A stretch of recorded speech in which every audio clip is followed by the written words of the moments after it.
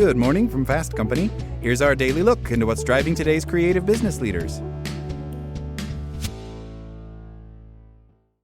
It seems like no matter where you look, workplace misconduct is everywhere. With a growing number of sexual harassment and bullying allegations against high-profile figures, we are forced to confront the chilling extent of the abuse of power in the workplace. But often, we don't see the day-to-day dangers of power. Research in psychology over the past 2 decades reveals that power, defined as having control over resources and decisions, doesn't necessarily make us antisocial. Rather, it makes us less attentive to the needs and perspectives of others. To put it simply, what this means is that while those in power don't actively disregard others, they're simply inattentive to them. Studies show that high-power individuals tend to exhibit less empathetic concern and are less likely to engage in spontaneous perspective-taking. At the same time, they're often so focused on their own goals that they stop listening to others. They also become more assertive about their demands and interrupt others a lot more. According to 2 leading experts on power, Joe McGee of NYU and Pamela K. Smith of the University of California, San Diego, power can create a sense of social distance between the haves and have-nots. How power creates distance. Powerful individuals often feel a subjective distance from and even dissimilarity to those with less power.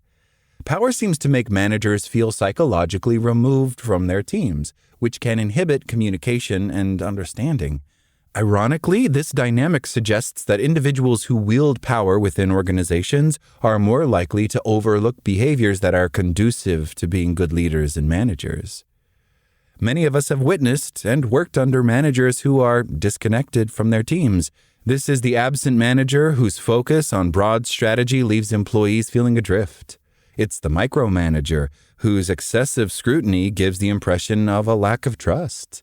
It's also the overly familiar manager whose awkward attempts to forge kinship bonds with their employees makes them look out of touch. The impact of distance on an organization. This subjective distancing has a profound impact on organizational effectiveness. Feeling isolated from one's employer poses a significant barrier to employee engagement. Not only is this a key factor that buffers against stress and poor mental health, there's a strong correlation with firm performance and retention.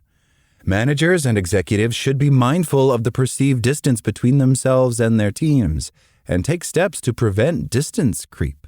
This is where employees feeling increasingly isolated gradually and often unknowingly detach from their work. But how do organizations keep this distancing effect of power in check and stop employees from becoming detached and either quiet quitting or just quitting altogether? The importance of feedback. The response to such challenges often involves organizations looking expectantly at HR personnel, who they often put in charge of engagement solutions. However, there's no system-wide fix for helping employees feel seen and valued. Rather, closing the gap requires the consistent, intentional actions of individual managers. Managers who regularly show their team members that they value their work, care about their development, and are interested in their well-being are more likely to lead efficient and high-performing teams. Recent survey data from global advisory firm Gallup shows that 80% of employees who have received meaningful feedback in the last week are fully engaged in their work. This is in comparison to only 23% of employees globally who rate themselves as fully engaged. Regular feedback helps employees feel like an integrated part of their organization. Effective feedback sessions leave employees feeling acknowledged for their contributions, equipped with a clear understanding of expectations and growth opportunities. These interactions should be both frequent and adapted to individual preferences. The more feedback feels one-sided, the more it risks intensifying feelings of diminished agency. This can obscure opportunities for managers to learn about their own areas for improvement. Although feedback offers a prime opportunity to close the distance, recognizing achievements, praising good work, and inviting input can happen anywhere. These effects benefit managers too.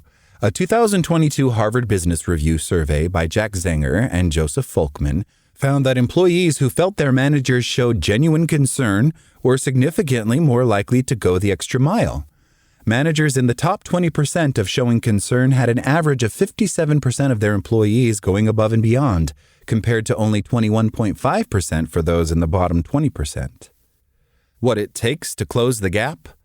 Closing this gap requires real effort, but it's also an invitation for those in power to cultivate the aspects of work that are most fulfilling. Mentoring, recognizing others, and receiving recognition enrich our working lives and remind us of the mutual rewards of being part of a team. Ultimately, reducing the disconnect that power can create is about more than just metrics. It's about recognizing that workplaces thrive when we feel connected, valued, and engaged. And managers who make genuine efforts to bridge the gap foster more positive, motivated, and effective teams. That's all today from Fast Company. Talk to you tomorrow.